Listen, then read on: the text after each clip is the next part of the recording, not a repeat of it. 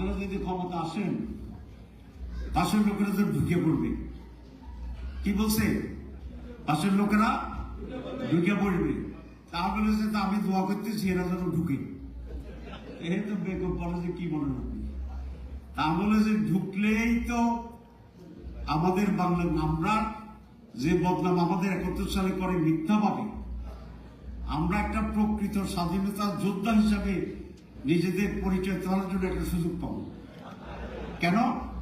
যে আওয়ামী লীগ তো কোনো পাশের লোক ঢুকলে ওদের বিরুদ্ধে যুদ্ধ করবে না করবে না?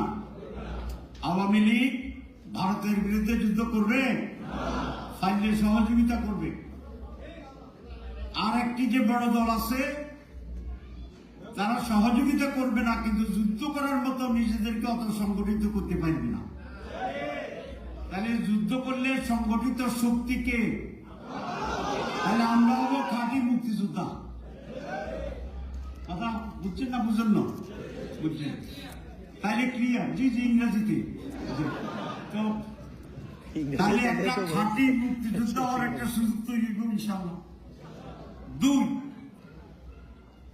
আমরা কমপক্ষে 5 মিলিয়ন যুবকেরা তো ভারতের বিরুদ্ধে স্বাধীনতা যুদ্ধে আসবে। কি বলেন? এটার 2 ভাগ করে দেব। 1 ভাগ গেরিলাতে যাইব, ঘোড়াতুন নামলেই লাঠি দিয়ে ধরব। লাঠি কি জায়েজ না না জায়েজ? আমি সবসময় জায়েজ কথা বলি। ঘোড়া থেকে নামতে পারবে না ইনশাআল্লাহ। আর বাকি অর্ধেকের কি করব? ওটা নিয়ে আরো বিস্তৃত বিস্তৃত বিস্তৃত জায়গায় চলে যাব। পুরা রিজনে স্বাধীনতার যুদ্ধ শুরু হবে। রাসূল ইসলামের যে হাদিসের যে গাজওয়ায়ে হিন্দ, সেটা বাস্তবায়নের মহাপরিকল্পনা হবে। ঢুকলে ভালো না খারাপ? আরে ভালো কেন? ভালো না খারাপ বলেন? ভালো বলেন। ভালা কি বলেন? ভালা।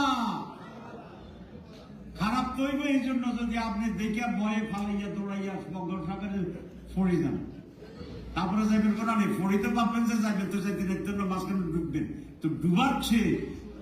আমরা ইনশাআল্লাহ দাঁড়াবো। কোন শক্তির পক্ষে বাংলাদেশে গ্রাস করে টিকে থাকার সেই পরিস্থিতি ইনশাআল্লাহ হবে না, হইতে দেওয়া হবে না, হতে দেওয়া।